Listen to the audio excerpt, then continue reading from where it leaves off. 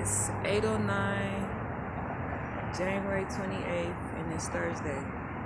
So I meet somebody at UPS after I had my son in about probably January of 2009. And I meet the guy like March 17th. I go looking for him, trying to find out who he is. I'm talking to all these people. I meet this boy named Ed Cole, and I give him my number, and he gives him my number. We start talking on AIM. Now, I didn't know that he was from Brooklyn, New York, and I didn't know at the time that he was actually from Barbados, the actual country. So just remember that I said that. We start talking for about 3 months. We're not fucking, and I didn't start smoking like weed until like 4 or 5 months in. Like, to me, knowing him, like 3 months of not fucking with him, of like not having sex or anything. And then I was smoking with one of my homeboys, and we didn't smoke like that. Like, we'll go to the skating rink, he'll be like, oh, do you want to hit this? I'm gonna go pick up some weed and this. And I'm supposed to be going through this heart surgery. And yes, my son can hear it just fine. He just may not be able to breathe through it because it was actual heart, you know, the pump.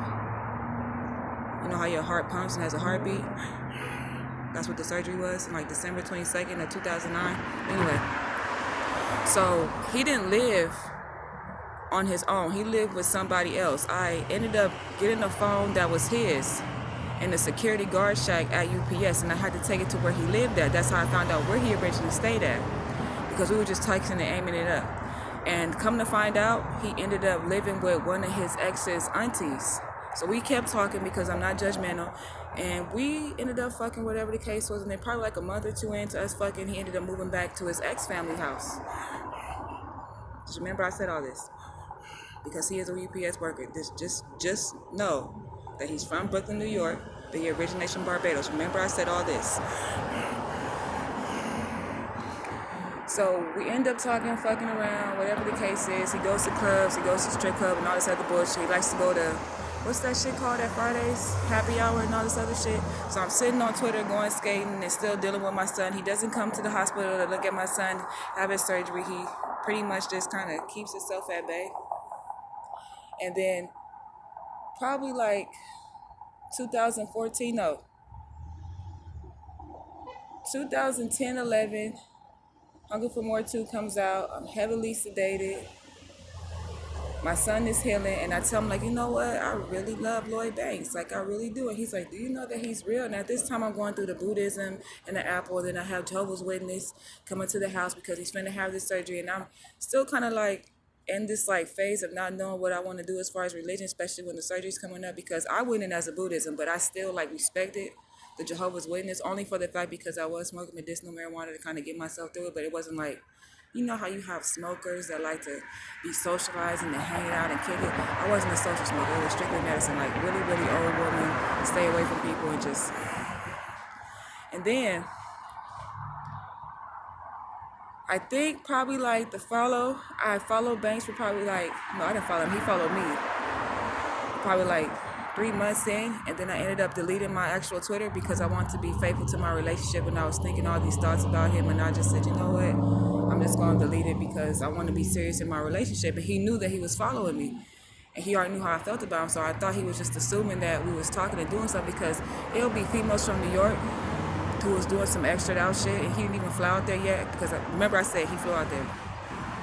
So I ended up deleting it, and I said something to him like, I hope you follow me again, or whatever the case is, and I stopped being on Twitter for a good while. Then I ended up going back to Twitter.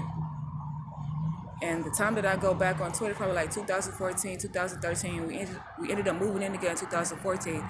And he flies out to New York without telling me. Like, we already get our tax returns. We go do what we do. We stacking up DVDs and all the stuff that we know we not going to have when we getting ready to move in with each other.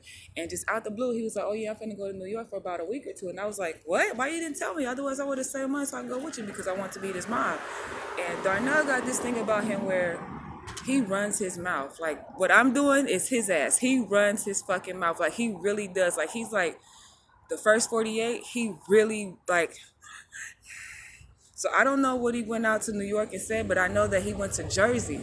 And this was the whole point of me writing the song New Jersey, because it's like, first it's my jerseys for my, not my uniform, for like basketball, but he really did go to New Jersey for something. And he said, oh, it was my brother's house.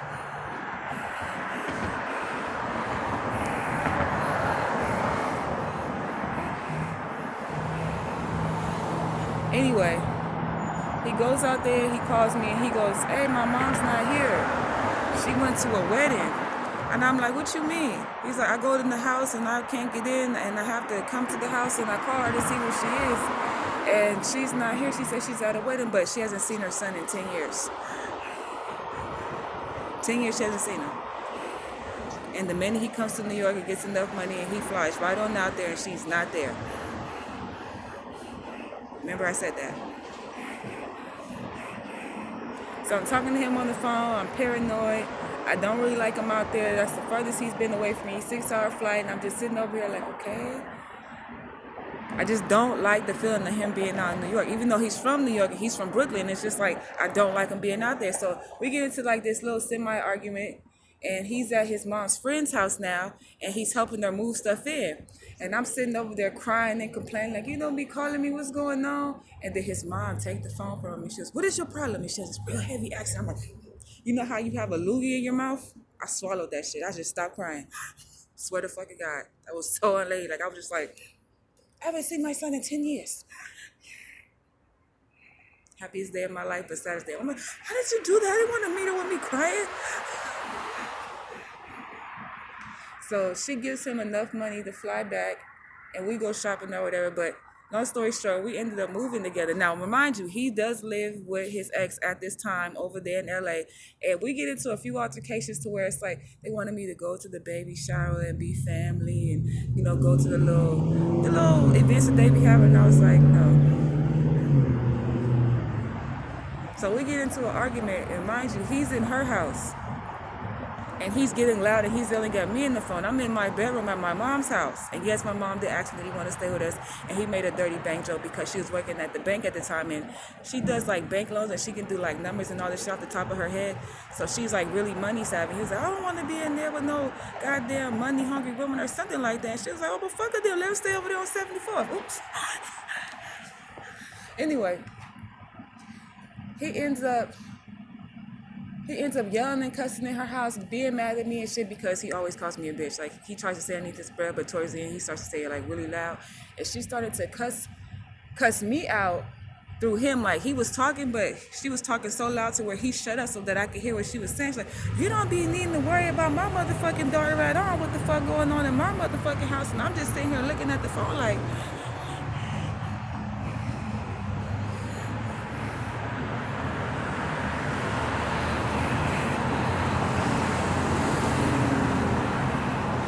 Just remember, this is a UPS worker from Brooklyn, New York, that came from Barbados.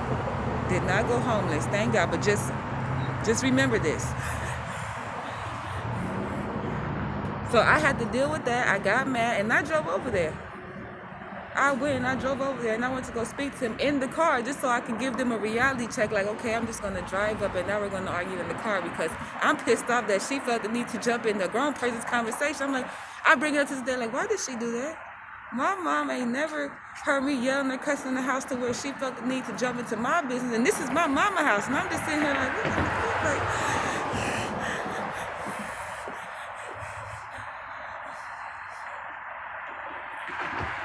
So we move out and we move together. My mom already has her place. She moves all the way to Long Beach and we move all the way to Gardena.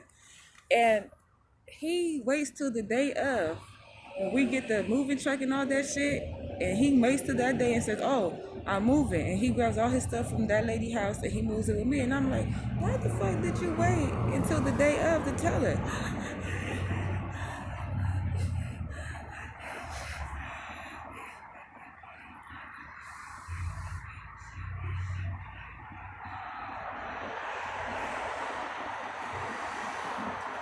We move in, it has this really fucked up vibe in the apartment. They give him this fucking fucking bed, and the bed just fucks up the fucking apartment. Brand new fucking apartment, bed bugs in it, gotta get it sprayed 3 to 4 fucking times. And then on top of that, it has this really fucked up vibe. I mean, like, I don't know if it was voodoo or whatever the fuck it was, but I went straight to my mom's house and I slept over there. He stayed his dumb ass there for like a week or two while she was packing up her stuff because they had a rat infestation and she didn't want to get no damn cats because my sister's allergic to them. So they got their shit fucked up, we got our shit fucked up, but this all his fucking fault because I don't want to be living with no money hungry fucking person. Now we all looking at him like...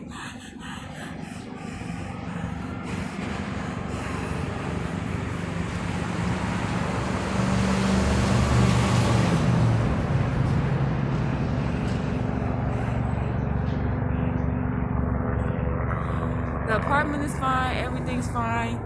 Probably like I ended up losing the post at LA Meso because he worked at Grand Vista UPS when I originally worked there. I ended up not working there no more because of a fire incident where a car had caught on fire in the actual parking lot. I made the supervisor look bad, so she couldn't take that loss. So I ended up going to Verizon LA Meso, and I ended up losing that post because Securitas comes to tell Allied Barton before it turned into Allied Universal that you guys have 1 week to figure out if you guys are going to stay on this post because the corporation, Verizon, says we want Securitas, but we want the same officer. So I'm already getting a new job at a new company. It's just that I chose to be loyal to Allied Barton before it turned to Allied Universal, and they ended up fucking me anyway. And it took me probably like 2 to 3 weeks to realize that, and then I ended up going to Securitas, but I didn't get to work back at the LA Met, so I ended up having to work at a Hertz. And then that's when all this bullshit started. I don't know if he actually cheated within those 2 weeks when I was going from the apartment and I was helping my mom in Long Beach. He didn't want to help me take my kid to school. My kid left off 100. We live off 141st. The school's on 135th. There was a daycare that I took him to that he didn't have to take him to, and he was still catching the bus. Yes, he was still catching the fucking bus. He's like 45 years older than me. He's catching like the 125. And I was like, why can't you just take Jaden up to the school? Because my schedule was like 6 to like 6:30 or 2:30 or 6 to 2, something like that. And I had to go all the way by LAX where they be renting the cars at. It hurts. See, I'm already at 11:51. I'm gonna leave this part right here because it's too much.